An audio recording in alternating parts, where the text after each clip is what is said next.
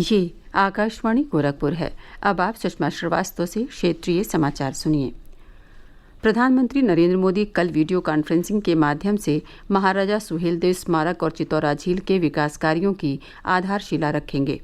बहराइच में ये कार्यक्रम महाराजा सुहेलदेव की जयंती के उपलक्ष्य में आयोजित किया जा रहा है। मुख्यमंत्री योगी आदित्यनाथ भी इस अवसर पर उपस्थित रहेंगे। इस विकास परियोजना में महाराजा सुहेलदेव की अश्वारोही प्रतिमा स्थापित की जाएगी तथा इसके साथ ही चितौरा झील के आसपास कैफेटेरिया, अतिथि गृह और चिल्ड्रन पार्क जैसी सुविधाएं विकसित की जाएंगी। महाराजा सुहेलदेव को देश के प्रति उनकी सेवाओं और समर्पण के लिए याद किया जाता है। वे हमेशा से ही लोगों के लिए प्रेरणा का स्रोत रहे हैं।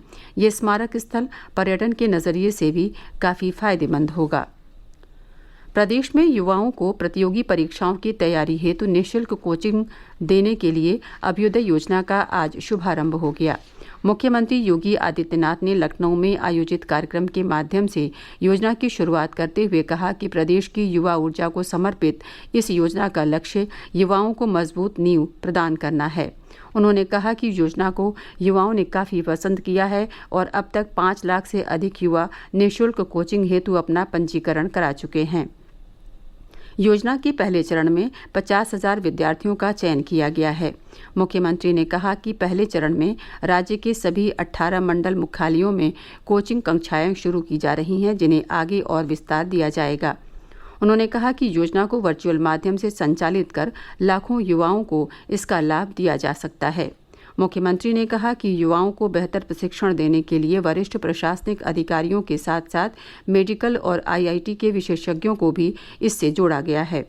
मुख्यमंत्री ने विश्वास व्यक्त किया कि योजना से प्रदेश की युवा प्रतिभाओं को और निखरने का अवसर मिलेगा।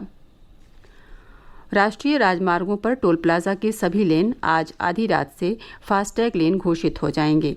सड़क परिवहन और राजमार्ग मंत्रालय ने कहा है कि शुल्क का भुगतान डिजिटल मोड में करने को बढ़ावा देने, प्रतीक्षा समय और ईंधन खर्च कम करने तथा शुल्क प्लाजा के जरिए निर्बाध यात्रा उपलब्ध कराने के लिए ये कदम उठाया गया है।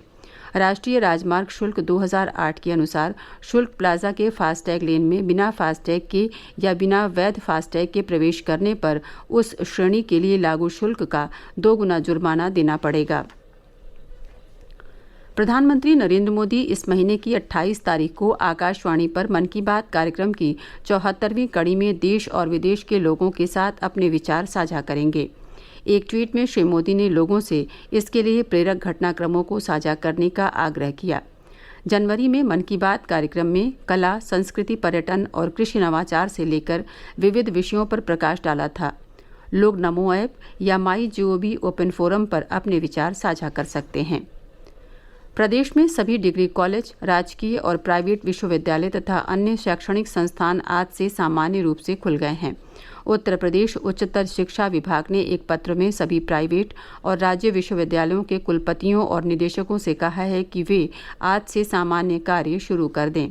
उधर राज्य में कक्षा 6 से 8 तक के स्कूल 10 फरवरी से खुल गए हैं और कक्षा 1 से 5 तक के विद्यालय 1 मार्च से खुल जाएंगे। प्रदेश में कोविड-19 के सक्रिय मामलों की संख्या घटकर 2,974 रह गई है। अपर मुख्य सचिव स्वास्थ्य अमित मोहन प्रसाद ने आज लखनऊ में बताया कि पिछले वर्ष 30 मई के बाद संक्रमण की संख्या 3,000 से कम हुई है। उन्होंने कहा कि पिछले 24 घंटों में प्रदेश में कोविड संक्रमण के 58 नए मामले सामने आए हैं, जबकि 122 मरीज स्वस्थ हुए हैं। कल एक दिन में 1,11,466 नमूनों की जाँच की गई। उत्तराखंड में चमोली जिले के रैणी गांव और तपोवन इलाके से पिछले 36 घंटों के दौरान 16 और शव निकाले गए।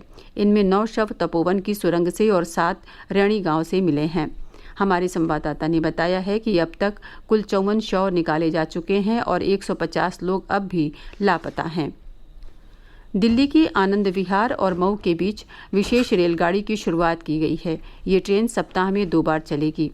रेल मंत्री पीयूष गोयल ने कल वर्चुअल माध्यम से इस ट्रेन को हरी झंडी दिखाकर रवाना किया। इसके साथ ही क्षेत्रीय समाचारों का ये बुलेटिन समाप्त हुआ। नमस्कार।